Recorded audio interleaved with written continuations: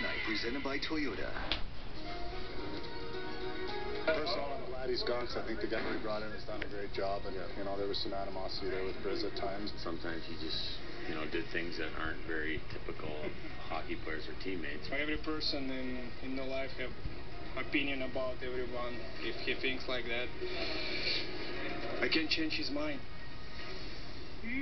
Well, as you heard there, no love lost between the Coyotes and their former netminder. But here on Tour Sports Night, nothing but love for you. Thanks for staying with us on this Saturday night along with Lisa Hillary. I'm Amy Fiddle. And we begin on the ice tonight with the Flyers, who wrapped up their mini West Coast trip with a stop in beautiful Phoenix, Arizona. And Ilya Bryzgalov, there he is, back between the pipes against his former team.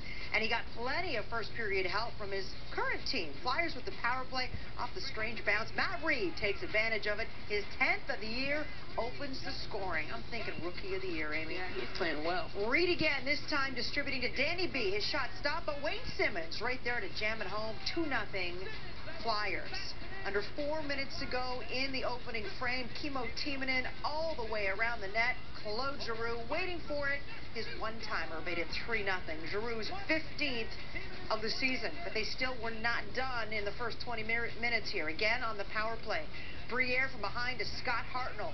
4 goals in the first 20 minutes, all on Coyotes goalie Mike Smith, who was the backup to Ilya Bryzgalov when he was in Phoenix. So Smith gets pulled after that in favor of Jason LaBarbera. Coyotes with a man advantage. 2 minutes into the period. Bryz comes up big. 2 nice saves by the Flyers goalie there. He stopped the first 17 shots that he faced, looking very sharp in Phoenix. Take that, Shane Doan. But the Coyotes would finally get to their former teammate midway through the second. Ray Whitney does the honors. Made it 4-1.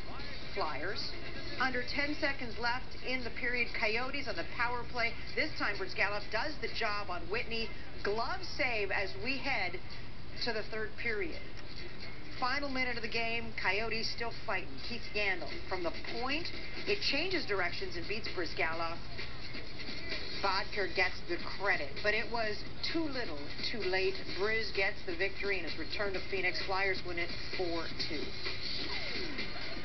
Most important, we take the 4 points, you know, and because points is so valuable right now, and especially we have some few guys injured, you know, we're battling hard and we take the points, you know. I really don't think about if we play against my former teams, but maybe tonight I had some kind of, I don't know, some feeling when I walking in this building, like first time on a different uniform and different player. He was really sharp.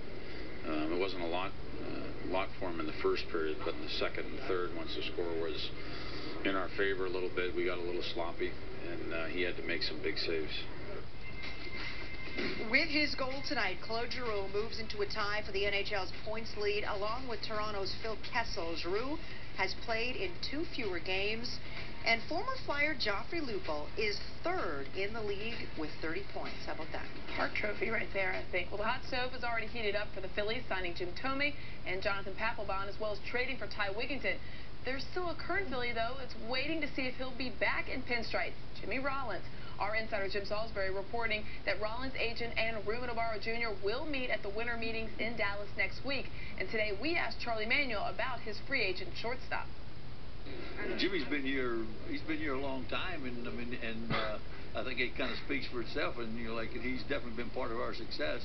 And but at the same time, I think and listen to him, I think he's earned the right to kind of take his time and and talk to clubs and things like that and see exactly where he stands. I think that things at the end, I think things are going to really work out for Jimmy. That's something that I don't really discuss at that area about contracts, things like that. I'll definitely leave that up to the people that's in charge of that. We caught up with Manuel at the Valley Forge Convention Center, signing autographs and posing for pictures at the card show. Shane Victorino and other members of the 2008 World Championship game also on hand, as well as our very own Michael Barkan. Philly slugger Ryan Howard was also on his feet again this week, wearing a walking boot again, and Manuel is encouraged about his slugger's recovery. Yeah, I hear he's doing good, and I think, I'm kind of anxious to see him, get started to be able to do some things like some exercise and kind of slowly work into workouts. But at the same time, that's still a little while down the road. I mean, and we definitely don't want to rush him and things like that. We'll get to see him in spring training. We'll get to see kind of where he's at, and we'll kind of go from there.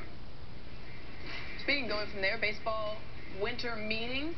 Well, they begin in Dallas on Monday. Comcast Sportsnet will be covering the bases each night beginning Monday through Wednesday. Rick Pitalico and Marshall Ayers will break down the deals of the day. And Monday's special guest, well, that's going to be Phillies general manager Ruben Amaro Jr. It's covering the bases, and it's Monday at 7:30.